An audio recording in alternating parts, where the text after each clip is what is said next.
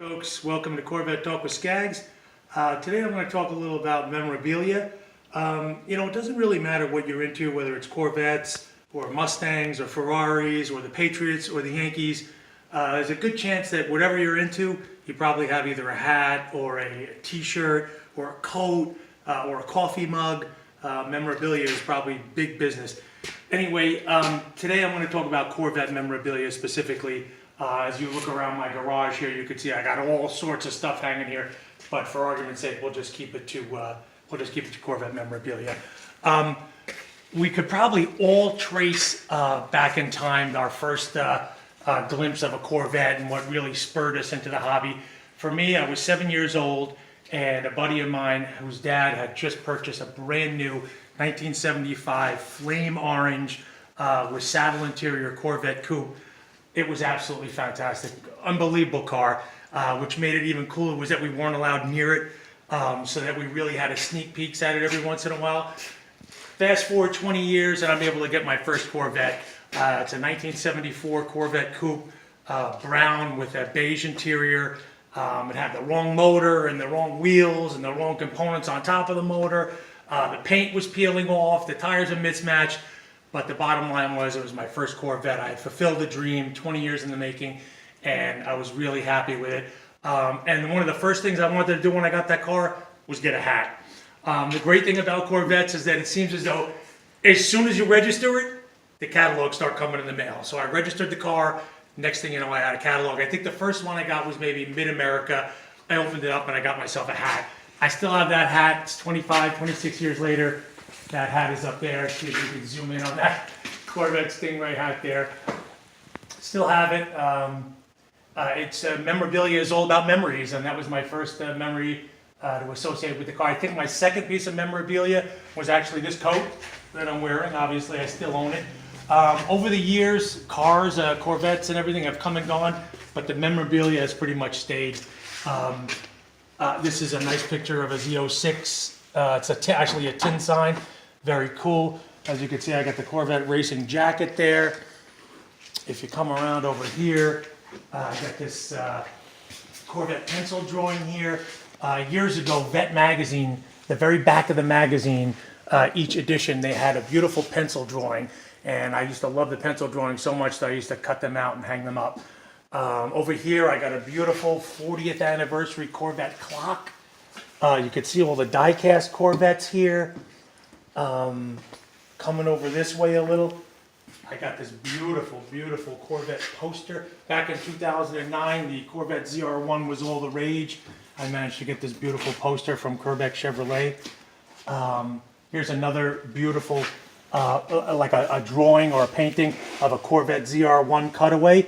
Back in 1990, the Corvette ZR1 was absolutely top-notch car. And here's a cutaway. You can see the beautiful motor there. So that was some of the stuff. As you can see, I got magazines and books, and I'm not saying these are all Corvette related, but a good portion of them are. If sculpture is your thing, well, you got to have the it should be standard operating procedure that you have a mahogany 63 Corvette coupe. And if that's not good enough, well, then you certainly have to have the crystal with a mouse turd on it. Crystal 1963 Corvette coupe. I have the Corvette bar stool here for when you feel like sitting down. Here's another beautiful pencil drawing from the back of Vet magazine that I have hanging there. So again, you can see there's a lot of memorabilia here. Corvette advertising in the day was absolutely top-notch, super creative, and you could find these beautiful Corvette images and Corvette information in the magazines of the times, the Road and Track and Car and Driver and Motor Trend. This one is one of my favorites. A wolf in wolf's clothing. So they didn't try to make it anything that it wasn't a wolf in sheep's clothing or a sheep in wolf's or whatever. This was a wolf in wolf's clothing. No beating around the bush. I showed you guys that one last show, 10 seconds to lift off. That was a nice Corvette slogan for the T-tops. If you come around over here, I have another beautiful pencil drawing of Corvette generations 1, 2, 3, 4, and 5. A beautiful picture, a beautiful Tom Sansucci pencil drawing of the first 5 generations of Corvette t-shirt.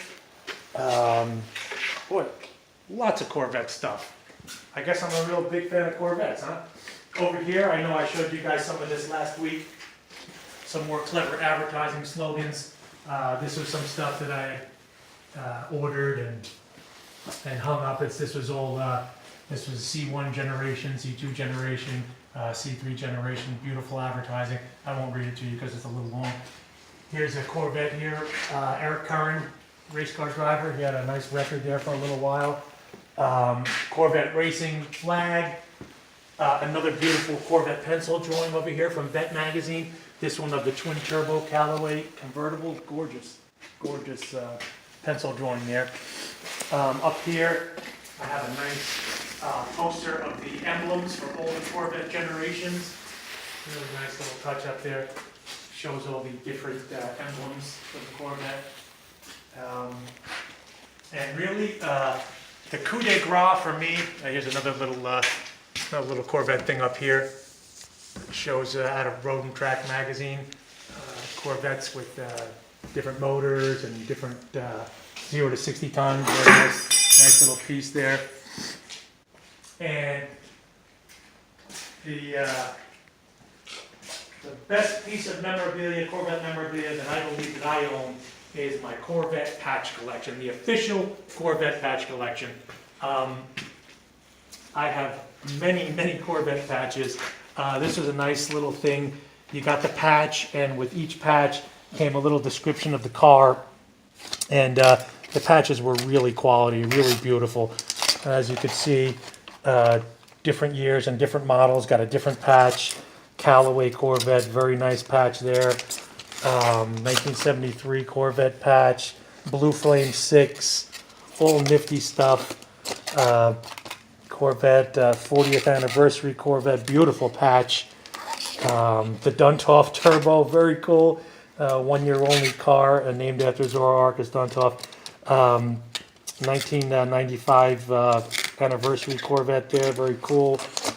This one is one of my favorites, the 35th anniversary patch. Very nice patch. And 454, 1971, 1956. This is a beautiful patch. This is one of my favorites. This patch mimics what would be on the air cleaner for 1970. I have a 1970, so it's kind of cool.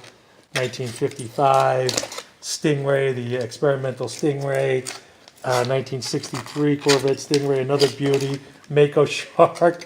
These are all absolutely outstanding, and I'm so glad to own them. I'm so proud that this is part of my collection. Grand Sport, 427 Turbojet. So cool. The 1 millionth Corvette. How awesome was that? In 1972, Chevrolet churned out the 1 millionth Corvette. 1968. So if you pulled one of these out, I slid this one out. This would be the front. There's the patch, beautiful collector's edition patch. But on the back, you'd get a little data, performance data, a little drawing, a little breakdown of the car. So that's what I slid in here, and so you can see the front and the back of the patch. That's a beautiful patch there. So, folks, memorabilia. I know you've heard me use this expression a lot. For me, it enhances my ownership experience for the Corvette. I love collecting the stuff. Like I said before, the Corvettes have come and gone, but the memorabilia seems to stay. And you know what, folks? In case you think that memorabilia, look at that one, another card that I have, and I got the badge to go with it. Totally awesome. I just wanted to show you guys something, just in case you think that memorabilia is for chumps. This is the latest edition, March 2019, of Keith Market Sports Car Market. This is a magazine that, if you're into more than just driving around your car, you're into collecting, well, this is a magazine that you have to have. But at the very end of Keith Martin Sports Car Market, there's a memorabilia section.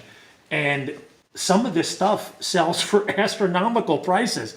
Red Indian motor oils, $12,980. That's a tin sign. How about this one?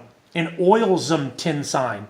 $22,125 for a tin sign, folks. Okay, so if you're into memorabilia, maybe you should go to your grandfather's attic or something.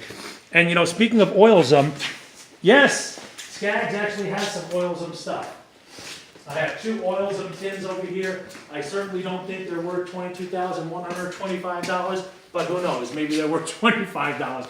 Anyway, folks, the bottom line is memorabilia is fun to own, it's fun to collect, and for all you know, in 20, 30, 40, 50 years, maybe your memorabilia will be worth something.